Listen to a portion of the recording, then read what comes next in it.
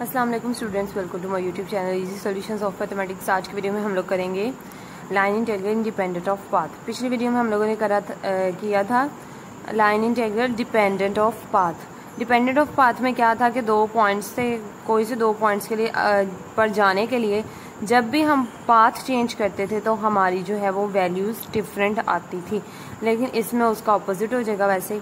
And the line integral, ये वाला जो इंटीग्रल है ए वेक्टर जो भी हमारा D R is said to be independent of the path C. ये इंडिपेंडेंट ऑफ पाथ होगा the vector field A is conservative in a given region R if the value of the integral is same for all the paths. यानी कि P हमारी जो path है, desired path, पिछले example से समझाती हूँ कि वो 0 0 से 1 1 था। एग्जाम्पल में उन्होंने क्या दिया हुआ था कि ये इंटीग्रल जो है फ्रॉम 0 0 से 1 1 है और उसके डिफरेंट पाथ्स दिए थे। तो हर पाथ पे यानी कि यहाँ तक जाने के लिए 0 0 और 1 1 ये वाली लाइन कवर करने के लिए, यानी इस पॉइंट तक जाने के लिए जब भी हम कोई पाथ चेंज कर रहे थे हमारा आंसर डिफरेंट आ रहा था। इसके लिए डिफरेंट, इसके लिए डिफरेंट, इधर के लिए डिफरेंट, तीन अलग अलग आ रहे थे। लेकिन यहाँ पे क्या होगा, जब भी हमें हमारा कोई डिज़ायर पॉइंट दिया जाएगा वहाँ तक पहुँचने के लिए हम जौन सा भी पाथ यूज़ करेंगे वो डिफरेंट वैल्यू देगा। Then as show in figure 5.8 then the line integral independent of path C if the integral along C1 C2 C3 have the same value. और अगर हम जो है वो P1 से P2 तक जाएं, चाहे हम C1 से जाएं चाहे हम C2 से जाएं, ये अगर आपको इससे चाहे हम जो है वो C1 से जाएं चाहे इस C2 पार्ट से जाएं चाहे C3 वाले पार्ट से जाएं, हमारा आंसर जो है वो सेम आएगा। तो हम एग्जांपल करते हैं इसकी। अच्छा जी, if A is this, A दिया हुआ इवेल्यूएट इंटीग्रल फ्रॉम 0 0 से 2 4। तो हमारे मेन पॉइंट्स क्या हैं, 0 0 से 2 4। पॉइंट P1 ये है और P2 क्या है, ये है। तो हमने 0 0 से 2 4 तक जाना है और ये हमें तीन डिफरेंट पॉइंट्स के साथ 3 डिफरेंट पाथ्स दिए हुए हैं। And the straight line y is equal to 2x and the parabola y is equal to x square. अब ये स्ट्रेट लाइन की इक्वेशन होती है पहले वाली, और उन्होंने बता भी दिया कि स्ट्रेट लाइन है और ये पैराबोला की है, तो ये भी बता दिया पैराबोला। इन केस अगर आपको ऐसा कोई क्वेश्चन आता है जिसके अंदर मेंशन नहीं किया होता तो आपने देखकर इक्वेशन को समझ जाना है कि ये किसकी है। उसके बाद तीसरी है the line integral C1 from 0 0 to 2 0 and then the line C2 from 2 0 से 2 4। अच्छा जी, अब सबसे पहले एक स्ट्रेट लाइन थी 0 0 से 2 4 तक। अच्छा, 2 4 का पॉइंट ये है कि x एक्सिस पे हमारे पास 2 और y एक्सिस पे हमारे पास 4। ये हमने मार्क करके तो यहाँ पे ये पॉइंट लगा लिया, 0 0 वाला ये पॉइंट होता है। अब हमारी पहली लाइन जो है वो y इक्वल टू 2x जो है वो स्ट्रेट लाइन है। यहाँ से यहाँ तक हमने एक सीधी लाइन से इसे मिला दिया। उसके अलावा भी अगर आप इसमें वैल्यू पुट करें ना, x की वैल्यूज़ पुट करें तो y की जो डिफरेंट वैल्यूज आएंगी ना, यानी वैल्यूज पुट करके ये इसका सीधा ग्राफ में बनेगा। उसके बाद हमारी नेक्स्ट है पैराबोला। पैराबोला भी हमारी इस तरह से बनेगी, इस पॉइंट से दूसरे पॉइंट तक। और तीसरा हमारा जो है वो है 0 0 से 2 0 then the line segment C2 from 2 0 से 2 4। पहला जो है वो 0 0 से 2 0 और उसके बाद 2 0 से हमारा 2 4 पे जा रहा है। 0 0 से 2 0, यहाँ पे y 0 है इस जगह पे, और फिर यहाँ से 2 4 तक जा रही है। तो अब हमने इसका देखना है। फर्स्ट ऑफ ऑल हम लोगों ने जो है वो क्या करना है, along straight line y is equal to, पहला जो straight line y is equal to 2x we have.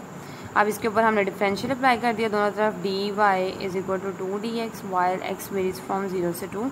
y की वैल्यू पुट करें तो लिमिट्स x की लगेंगी, ये हम लोगों ने कर दिया। उसके बाद हमने ये वाला जो अपना गिवन है हमारा, इसके अंदर हम लोगों ने जो है वो y की जगह पे y की वैल्यू पुट कर दी और x की y की जगह पे, यानी पूरे के अंदर y की जगह पे उसकी वैल्यू पुट कर दी और x की हमने लिमिट्स जो है वो लगा दी। उसके अलावा जो है ना, ये तो आपको पता है कैसे बनाते हैं, हमने a का अपना जो गिवन होता है उसका और अपने इस वाले का जो पोजीशन वेक्टर की फॉर्म में होता है, डिफरेंशियल होता है पोजीशन वेक्टर का, उसके साथ डॉट प्रोडक्ट लेना होता है, वो हम लोग ले लेते हैं। पिछले एग्जांपल से करते आ रहे हैं आप लोग। उसके बाद सिंपली हम लोगों ने जो है वो मल्टीप्लाई करना है, इसको सिंपलीफाई किया, उसके बाद इसको इंटीग्रेट किया। इंटीग्रेट करने के बाद हमारा आंसर जो है वो 80 आएगा। नेक्स्ट हमारा था y is equal to x square. Again x की वैल्यू y की वैल्यू पुट होगी, लिमिट्स x की लगेंगी, दोनों तरफ डिफरेंशियल अप्लाई करेंगे।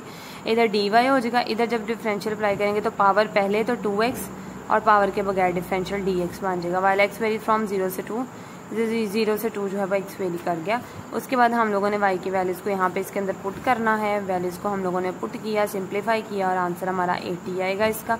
अब आप देख लें, अब हम लोग इस पाथ से गए हैं तब भी हमारा आंसर 80 आया, पैराबोला वाले पाथ से गए हैं तब भी हमारा आंसर 80 आया। अब हमने देखना है, हम 0 0 से 2 0 और फिर यहाँ से 2 4 तक जाते हैं तब भी क्या सेम आता है।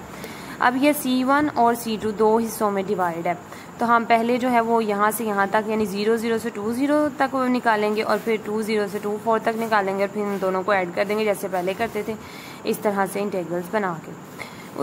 उसमें फर्स्ट ऑफ ऑल हम लोग 0 0 से 2 0 के ऊपर 2 पॉइंट इक्वेशन लगा देंगे जैसे पिछली वीडियो में हम लोगों ने किया था। हम लोग इसके ऊपर 2 पॉइंट फॉर्म लगा देंगे अपनी, और 2 पॉइंट फॉर्म लगाएंगे तो हमारे पास जो है वो y जो है वो 0 आ जाएगा।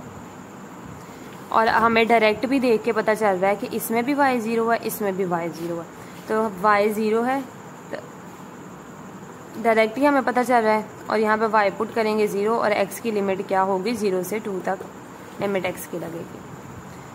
y 0 है तो dy भी ऑब्वियसली 0 है, तो 0 से 2 तक इसकी लिमिट हो गई है। अपने गिवन क्वेश्चन के अंदर जब हमने y को 0 पुट किया है, ये भी 0 ये भी 0, तो हमारा ओवरऑल इंटीग्रल ही 0 हो गया। उसके बाद अलॉन्ग C2 में हमारे क्या पॉइंट्स हैं 2 0 से 2 4 तक। इन दोनों के ऊपर हम लोगों ने 2 पॉइंट इक्वेशन अपनी अप्लाई की है। 2 पॉइंट इक्वेशन अप्लाई करेंगे तो अगर आप लोगों में से कोई भूल चुका है तो ये है हमारी 2 पॉइंट इक्वेशन, इसको हम लोगों ने लगाना है। ये पॉइंट्स हमारे हैं 2 0 से 2 4। अब ये जो पीछे वाला पॉइंट है ना, जो हमने डायरेक्ट देख लिया कि y 0 है, तो वो भी आप लोग इससे भी करेंगे तो आपको यही आंसर मिलेगा।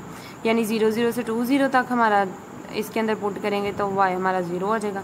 और इसको भी इसी तरह से ये x1 हो गया और ये y1 हो गया, ये x2 हो गया, ये y2 हो गया। दोबारा इसलिए करवा रही हूँ कि समटाइम्स कोई डायरेक्ट ही मेरी ये वाली वीडियो देखे तो उसको समझ आ जाए, अगर उसने पिछली वीडियो नहीं देखी तो y वैसे ही माइनस y1 0, उसके बाद y2 minus y1 4 minus 0 is equal to x minus x1 हमारा क्या है 2 है, और x2 हमारा क्या है 2 माइनस 2, 1 नहीं है 2।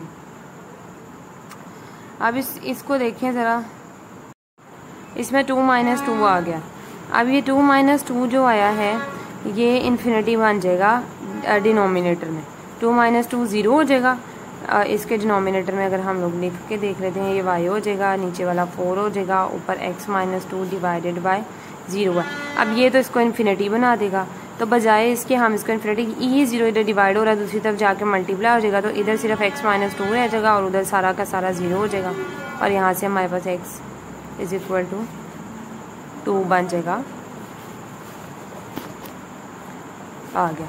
अब यहाँ पे x इज इक्वल टू 2 आ गया और यहाँ पे हमने जो है वो इसका differential dx is equal to 0 होगा। ऑब्वियसली कांस्टेंट वैल्यू का जो डिफरेंशियल होता है वो 0 होता है, और इसकी लिमिट जो है वो हमारे पास 0 से 4 तक है। क्योंकि x की वैल्यू आई है तो x की वैल्यू पुट करेंगे तो लिमिट्स हमारे पास किसकी लगेंगी y, और y हमारा यहाँ पे वेरी कर रहा है 0 से 4 तक। तो सेम हमने x को जहाँ पे x है वहाँ पे 2 पुट करेंगे, dx को 0 कर देंगे। हमारे गिवन जो है इस वाले इंटीग्रल में, इस वाले में यहाँ पे dx को 0 कर देंगे, ये पूरी ख़त्म हो गई। यहाँ पे x की जगह पे हम 2 पुट कर देंगे और हमारे पास ये वाली वैल्यू बनेगी। इसको सिंप्लीफाई करने के बाद हमारे पास जो आंसर आया है वो आया है 80। ये 0 आया है, ये 80 आया, दोनों को प्लस कर देंगे, आंसर हमारे पास 80 आ गया। तो आज की वीडियो में ये हमने क्वेश्चन जो है इसको कंप्लीट कर लिया। होपफुली समझ आ गई होगी। स्टिल कोई क्वेश्चन है तो कमेंट सेक्शन में पूछ सकते हैं। नेक्स्ट वीडियो में इंशाल्लाह हम नेक्स्ट थ्योरम्स करेंगे, थ्योरम्स और line integral independent of path, सारे इंटीग्रल्स सारे थ्योरम्स 1 बाय 1 करेंगे और उसके बाद सॉल्व एग्जाम्पल्स करेंगे। तो वीडियो पसंद आई तो प्लीज़ वीडियो को लाइक करें, चैनल को सब्सक्राइब करें और अपने फ्रेंड्स के साथ ज़्यादा से ज़्यादा मेरी वीडियो को शेयर करें। Thank you so much.